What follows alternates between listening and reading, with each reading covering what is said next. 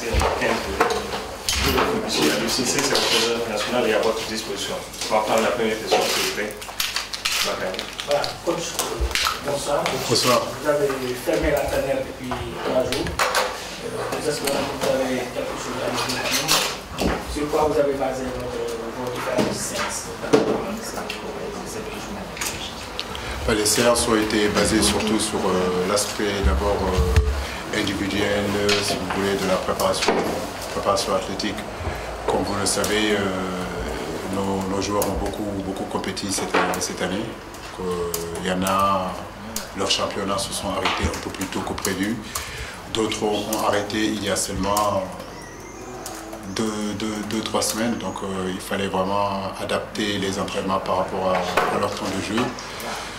On en a profité aussi, comme je l'ai dit la dernière fois, à faire de la cryothérapie qui permet de faciliter la récupération de nos joueurs. Rappel athlétique aussi, donc le match de demain fait partie de notre préparation. Et à partir de la semaine prochaine, en réalité, les choses sérieuses vont commencer, où on enchaînera 2 entraînements par jour et jouer un autre match contre la Croatie et après contre la Corée du Sud. Coach, quelle importance vous donnez à la rencontre de demain, d'autant que le Luxembourg s'est passé, ils ont sollicité, qu'est-ce que cela vous donne en termes d'importance? C'est important parce que c'est notre premier match de préparation. Donc, comme j'ai eu à le dire tout à l'heure aux joueurs, pour mieux rentrer dans cette Coupe du Monde-là, il faut aborder ce premier match-là et bien le jouer et surtout le jouer pour le gagner. La capitale confiance aujourd'hui sera important pour la suite de la compétition. Donc effectivement, nous aborderons ce match-là pour essayer de le gagner, mais surtout d'asseoir notre structure tactique, d'asseoir aussi notre organisation. Et ça, c'est à travers les matchs, en tout cas amicaux, qu'on arrivera à les mettre en place. Alors coach, toute la semaine vous avez, comme par vous avez fermé un peu la tanière. Est-ce qu'on peut avoir un peu les raisons de ce choix? Depuis lundi, toutes les dernières séances ont été à huis clos. La deuxième question, c'est un peu, comme vous l'avez dit tantôt, vous devez un peu... vous avez évoqué un peu le temps de jeu des joueurs qui n'est pas le même entre ceux qui ont repris dernièrement, ceux qui ont pu jouer ces dernières semaines. Alors, en direction de ce match de demain, est-ce qu'on peut savoir un peu quelle sera un peu l'idée que vous conduirez en tout cas pour ce match? Est-ce que c'est pour donner du rythme à ceux qui ont moins joué ou bien est-ce que c'est pour aller un peu vers l'équipe la plus solide possible? Quelle est un peu la...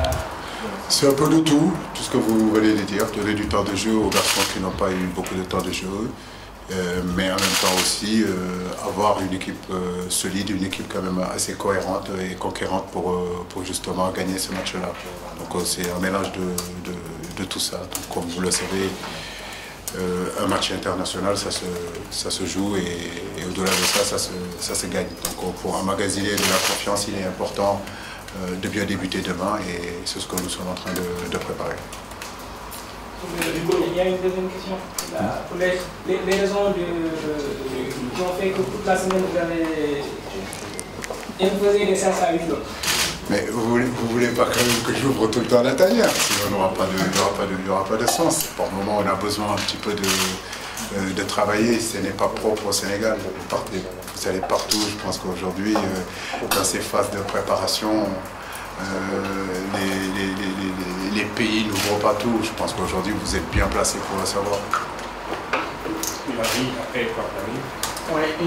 Une première question d'abord, coach, sur l'état d'esprit. Vous avez parlé tout à l'heure en début de conférence de presse de cette étape un peu intermédiaire qui représente le stage de Vittel avant les choses sérieuses en allant vers la Coupe du Monde. Quel est l'objectif justement de ce rassemblement à Vittel et ici du match contre le Luxembourg? Et deuxième petite question sur Karambodj, comment vous le trouvez au niveau de l'état d'esprit d'abord et surtout au niveau de ses capacités physiques, puisqu'il a eu une très longue blessure au genou? Kara, ça va, au niveau de son état d'esprit, il est très heureux d'être là. Kara vient de loin.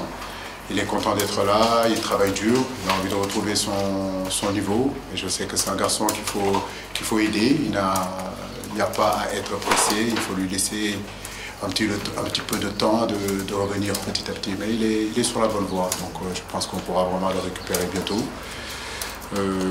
Luxembourg, ça fait partie de mon planning. Donc Vittel, c'est un endroit que je connais très bien. Je suis venu déjà plusieurs fois ici, les conditions sont très bonnes.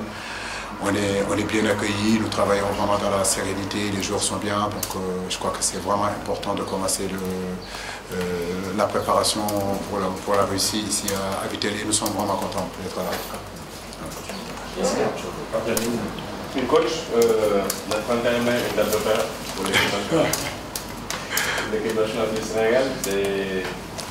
C'était la surprise du monde entier en battant la France. Aujourd'hui, vous sortez pour votre premier match amical en direction de cette compétition pour la deuxième fois de l'histoire du Sénégal.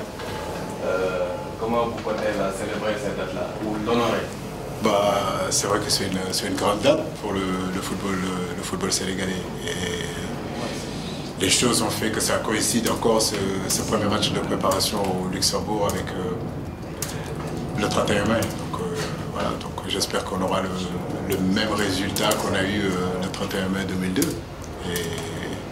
c'est excellent, c'est vrai que tous les Sénégalais aujourd'hui se rappellent de ce 31 mai. Bonsoir coach. Bonsoir Ibrahim. Coach, qu'est-ce que vous attendez du Luxembourg, un adversaire dont le pédigré dans le monde du football est quand même assez modeste? Qu'est-ce que vous attendez particulièrement de ce match amical face au Luxembourg? Ça c'est la première question.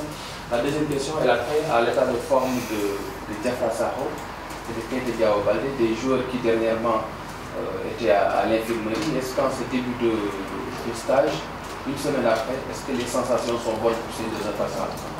Oui, les sensations sont bonnes. Diafra s'entraîne depuis le début du stage. Il n'a jamais arrêté, il a continué, il fait les séances athlétiques, physiques et tout ça dans de bonnes conditions. Je crois que c'est un garçon aujourd'hui qui a un mental très fort, comme Karabouch. C'est des garçons qui ont préparé leur Coupe du Monde et aujourd'hui ils sont prêts.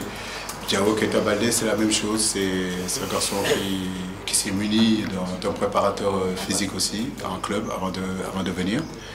Les tests ont montré qu'effectivement qu'il était vraiment en bonne forme. Donc demain, il sera sur le terrain. Donc le Luxembourg, nous, on ne minimise pas les équipes parce que sur la scène internationale, il n'y a pas de petite équipe. Nous, on le sait. J'ai eu à le dire, à le répéter, je ne cesserai de le dire. Donc c'est avec beaucoup d'humilité que le Sénégal va dans cette Coupe du Monde, mais on a vraiment beaucoup d'ambition. Ça passe par le Luxembourg. Le Luxembourg, certains penseront que c'est une petite équipe, mais la réalité du terrain, c'est seulement que le terrain, voilà, qui peut le dire. Ce n'est pas le classement FIFA ou etc. Et vous savez très bien qu'il n'y a plus de petites équipes.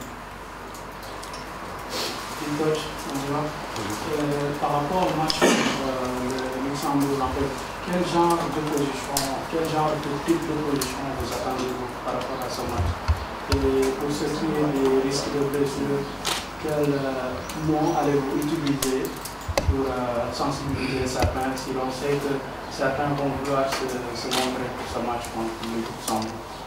Moi, j'attends que mes joueurs soient à 100% sur le terrain. Il n'y a pas à rentrer sur le terrain en passant à l'éventuelle blessure. La Coupe du Monde est partie. Et tous les joueurs qui seront sur le terrain et ceux qui seront sur le banc seront à 100% ou plus. Parce que c'est en étant à 100% que le Sénégal peut jouer son meilleur football.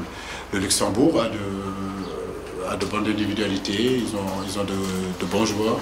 Ils sont très bien organisés. C'est une équipe qui est capable de bien défendre défensivement, en bloc bien compact, et ils sont capables de se projeter rapidement. Donc je pense que ça peut être intéressant pour nous aujourd'hui de pouvoir les rencontrer chez eux et de voir vraiment là où nous en sommes et athlétiquement là où nous en sommes, surtout collectivement. Donc sur ce match-là, ce que je voudrais, c'est surtout voir un contenu quand même assez intéressant. Donc, où tout ce qu'on a pu travailler dans les fondamentaux tactiques, que ce soit sur le plan de la progression du ballon, que ce soit sur le plan de la conservation, que ce soit sur le plan aussi de la finition, mais aussi sur les phases défensives aussi. Être capable de presser, être capable d'empêcher les tirs de loin, et être capable aussi, à un moment donné, d'agresser et défendre en avançant. Je sais que les coachs n'aiment pas qu'on parle de ce qui ne sont pas là, c'est juste pour savoir qu'est-ce qui non, j'ai pas ce problème. Il y a 4 réservistes qui ont été annoncés lors de la publication de la liste. Ouais. Est-ce qu'il y a un programme spécifique qui a été préparé pour eux je ne veux pas dire aux hommes de mauvais équipes, mais bon, parce qu'ils sont actuellement en vacances. Non, ils ne sont pas en vacances. Vous n'êtes pas au courant de ce qui se passe. Ouais, mais bon, je vais vous expliquer. Ils sont en vacances parce qu'ils ne sont pas en vacances. Non, les réservistes, je les ai tous eus. C'est une très bonne question. C'est important de savoir qu'aujourd'hui, on a un groupe de 27 joueurs et que la liste définitive, en réalité, sort seulement que le 3. Donc, entre aujourd'hui et le 3, beaucoup de choses peuvent se passer. Avec Teddy, notre préparateur physique, on s'est attelé en tout cas à envoyer le programme de préparation à ces réservistes-là. Moi, de ma part, personnellement, je les ai appelés pour leur dire que je comptais sur eux et qu'il était important de bien se préparer parce qu'on ne sait jamais qu'est-ce qui peut se passer. Parce que c'est ça aussi l'équipe nationale du Sénégal. Donc, c'est important que tout le monde soit concerné. Monsieur, on prend la dernière question avec vous. Coach, pour la NH4, donc, vous disiez que demain il faudrait donc composer avec les états de forme et le moment de la préparation dans lequel vous êtes. Ouais. À quel pourcentage de la préparation en vue de la Coupe du Monde est-ce que vous estimez être pour le match de demain? Et enfin, par rapport donc, à l'absent Monsieur Sadio Mané, est-ce que vous savez dans quelles conditions et quand est-ce qu'il va rejoindre votre groupe? Sadio sera avec nous dès demain. Je pense que sur le plan mental, il est bien. Il est pressé de venir retrouver ses coéquipiers et nous sommes très heureux en tout cas de le recevoir.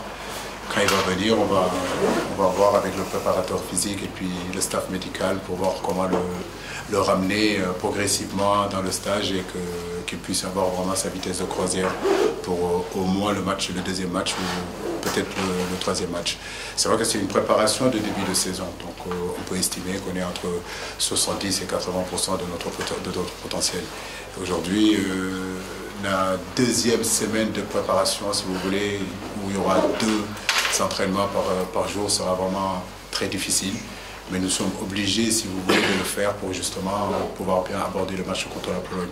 On joue le 19 et tout ce qui se passera avant le 19 ne sera que préparation. Je crois que ce qui est important, ce qui est vraiment important, c'est bien rentrer dans cette Coupe du Monde-là par le premier match et essayer de faire le grand match et de le gagner. Messieurs, merci beaucoup. Merci.